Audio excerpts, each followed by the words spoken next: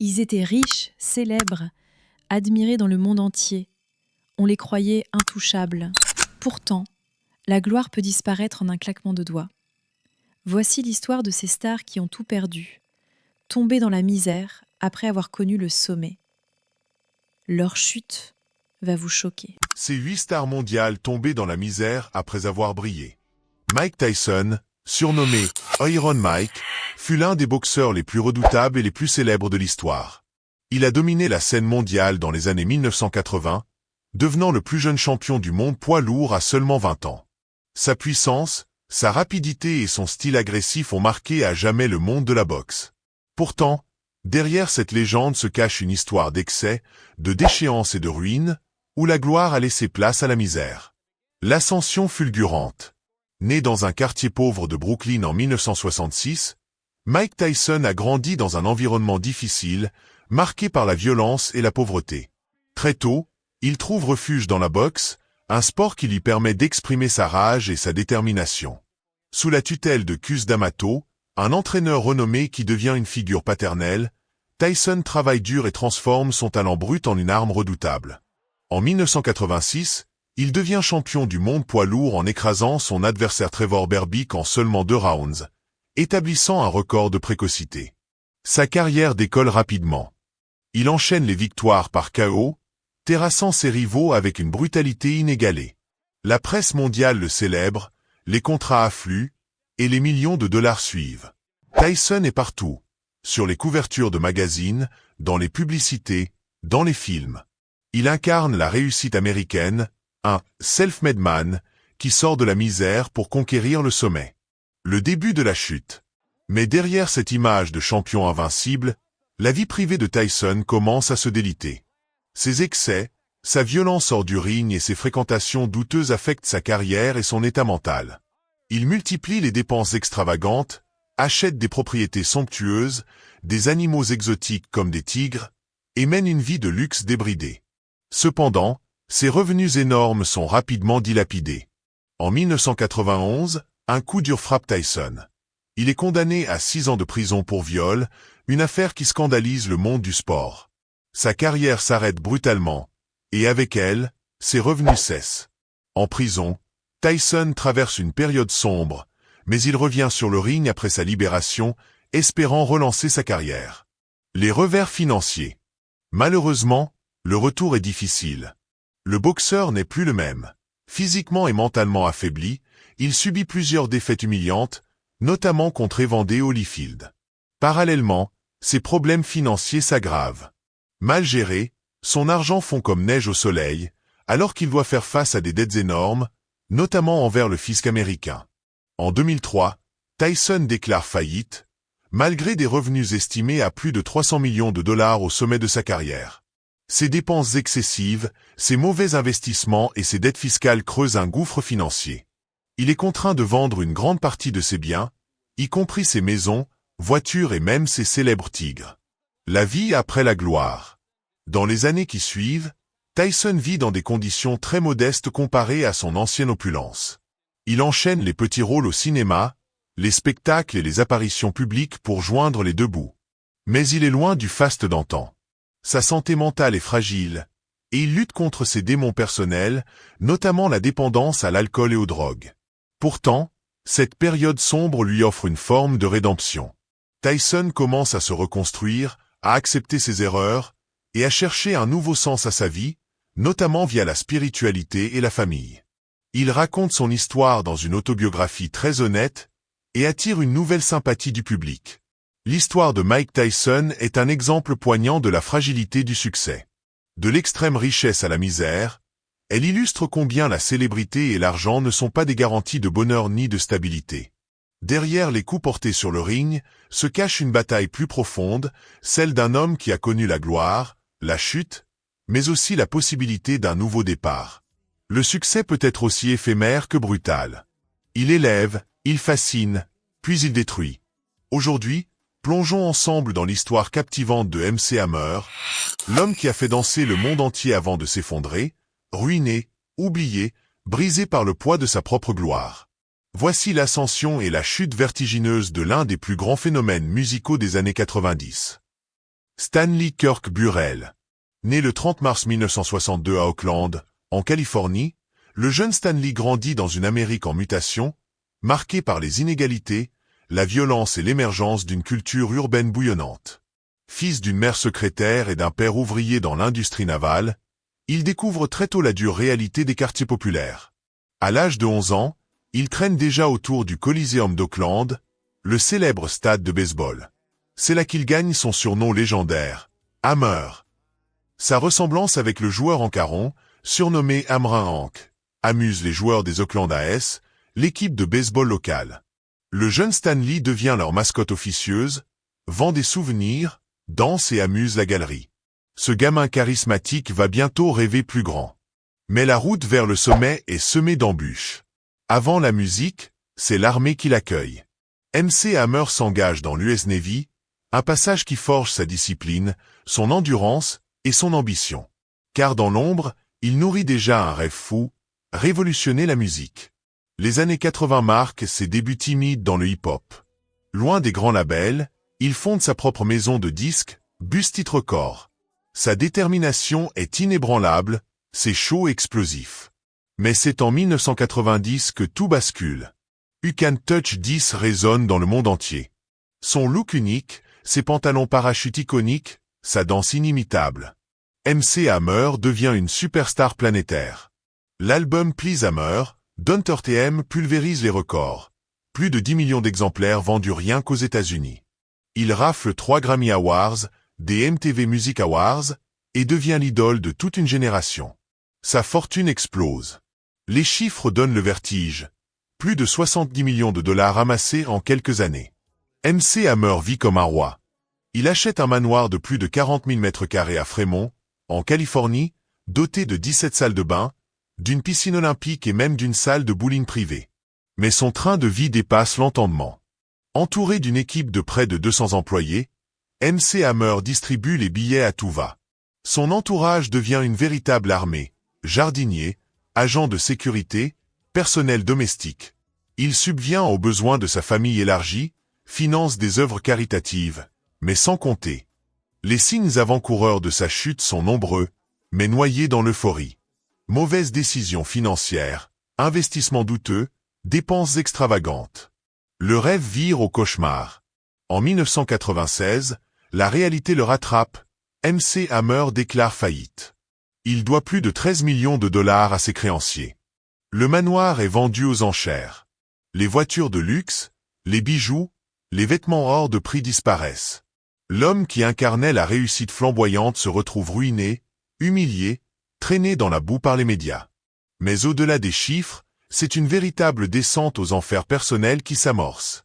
La perte de son empire, les procès, les trahisons le plongent dans la dépression.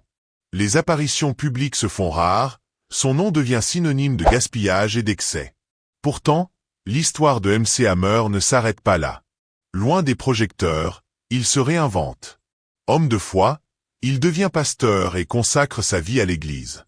Il donne des conférences, conseille les jeunes artistes sur les dangers de la célébrité et des dépenses incontrôlées.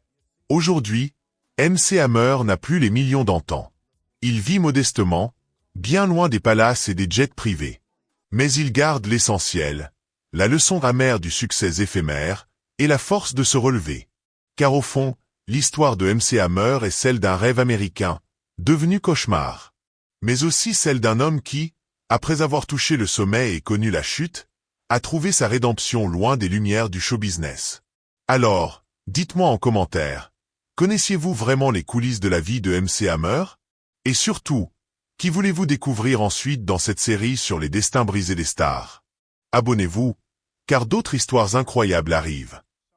Il était l'un des acteurs les plus en vue d'Hollywood, capable d'enchaîner des blockbusters et de rafler les prix les plus prestigieux.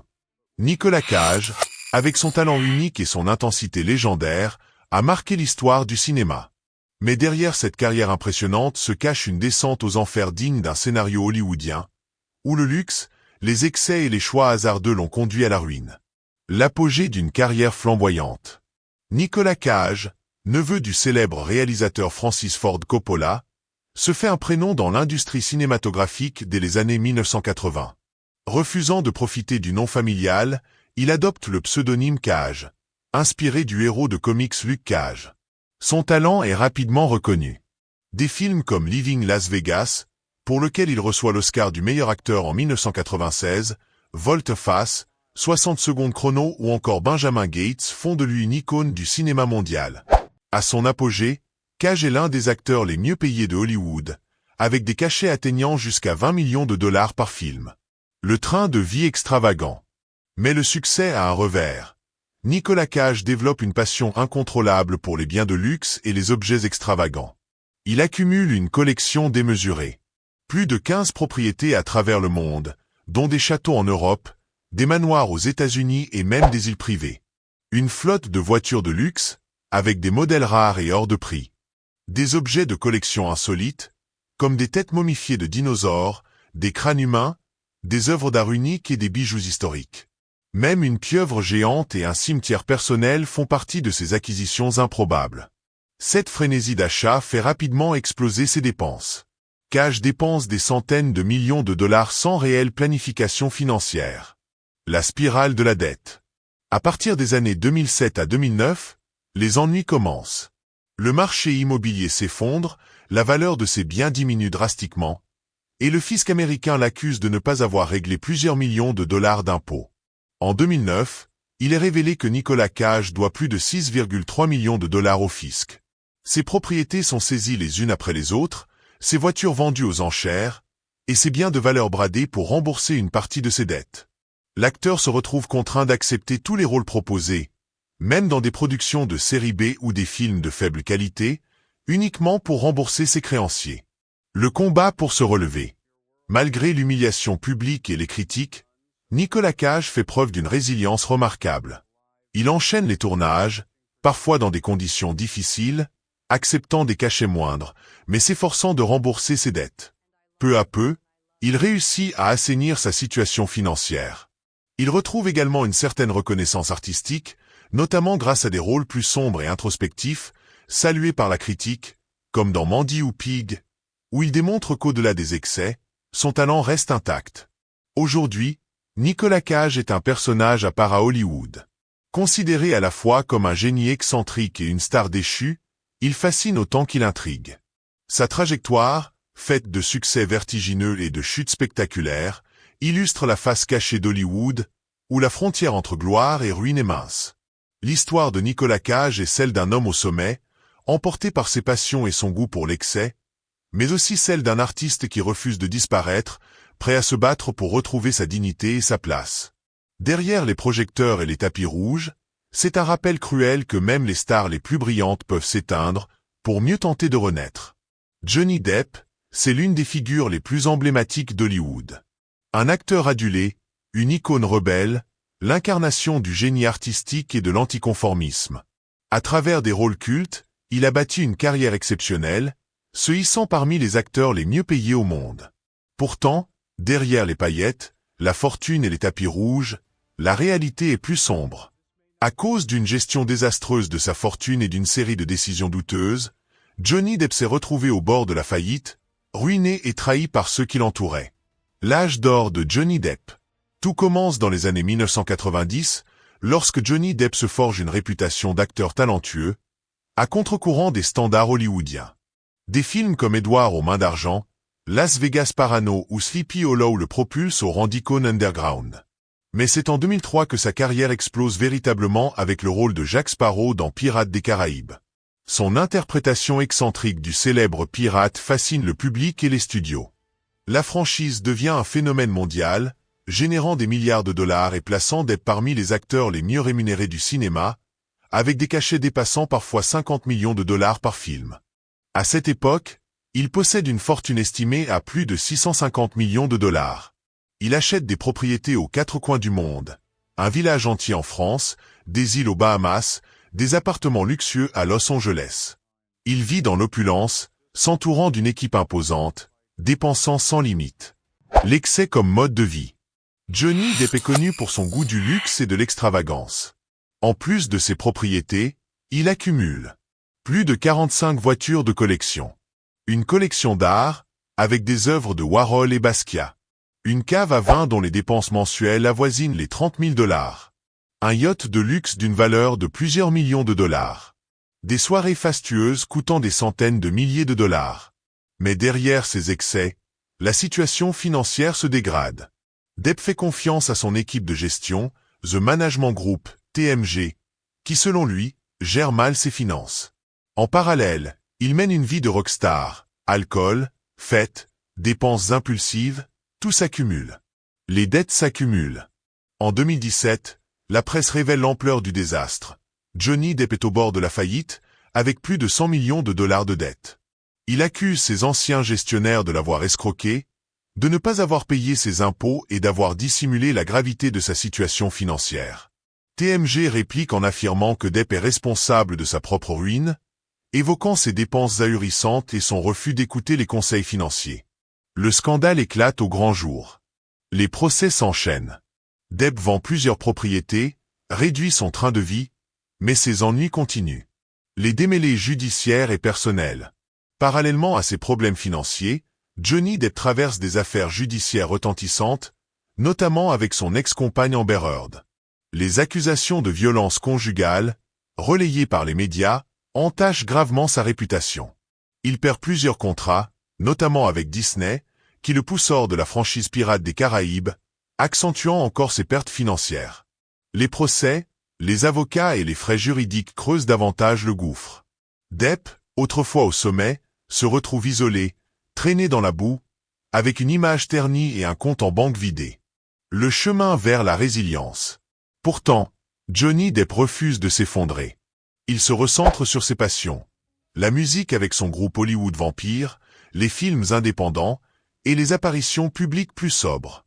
Peu à peu, il tente de reconstruire son image et sa carrière, malgré les cicatrices financières et émotionnelles.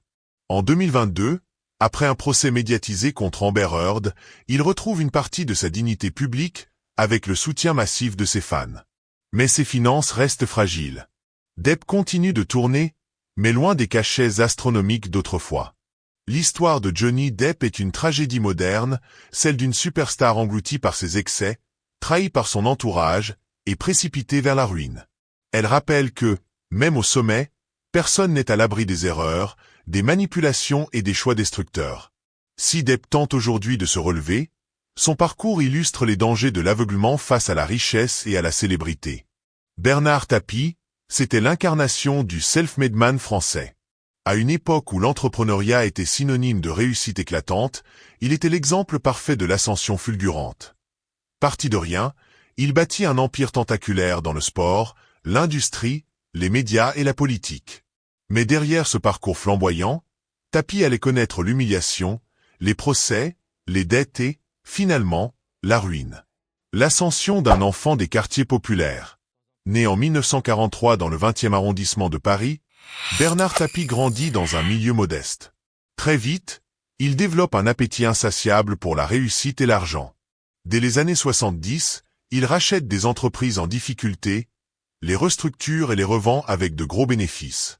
Son sens des affaires et son audace font de lui une figure montante du monde économique français. Son style est unique, provocateur, flamboyant, toujours sous les projecteurs. Tapie ne se contente pas d'être un industriel, il devient une star médiatique. Il investit dans le sport, rachète l'Olympique de Marseille en 1986 et mène le club au sommet du football européen. L'empire Tapie au sommet. À son apogée, Tapie dirige un conglomérat qui touche à tout. Industrie et électronique avec l'entreprise Wonder et les piles. Sport avec l'UM, qu'il transforme en machine à gagner. Médias et télévision, où il devient animateur et comédien. Politique, où il est élu député puis ministre sous François Mitterrand. Il est partout, omniprésent dans les médias, admiré par certains pour son culot, détesté par d'autres pour son arrogance.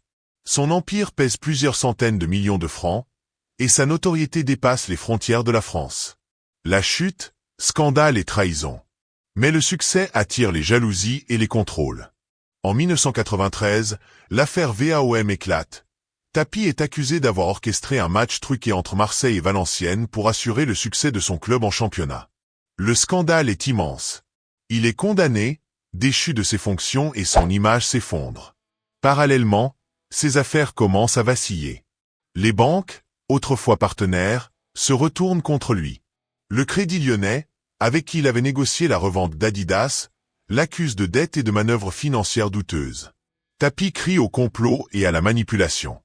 La spirale judiciaire et financière. S'ensuivent des années de procès, de condamnations et de procédures. Tapie perd la plupart de ses avoirs, ses biens sont saisis, ses entreprises liquidées. Il passe même par la case prison.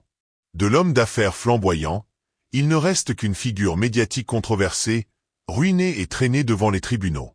Il vit des années de galères financières, alternant entre combats juridiques et tentatives de reconstruction. Son prestige d'antan est brisé. La presse le traque, ses anciens soutiens l'abandonnent, et l'opinion publique se divise. Le barreau d'honneur est la fin d'une époque. Pourtant, Bernard Tapie n'est pas homme à baisser les bras. Il continue de se battre, accumulant recours et contre-attaques judiciaires. En 2008, il obtient un arbitrage favorable contre le Crédit Lyonnais, lui accordant plus de 400 millions d'euros. Mais la décision est invalidée quelques années plus tard, relançant les procédures et les soupçons de favoritisme politique. Dans ces dernières années, Tapie se bat aussi contre la maladie, atteint d'un double cancer. Affaibli physiquement, il continue d'apparaître sur les plateaux télé, livrant ses vérités, assumant ses fautes mais dénonçant ce qu'il considère comme un acharnement. Bernard Tapie incarne le rêve français devenu cauchemar. Un homme parti de rien, ayant tout conquis, puis tout perdu. Sa chute, entre scandales sportifs, affaires judiciaires et ruines financières, est la preuve que même les empires les plus imposants peuvent s'effondrer. Sa vie, mélange de génie, de provocation et de tragédie, laisse une trace indélébile dans l'histoire économique et médiatique de la France.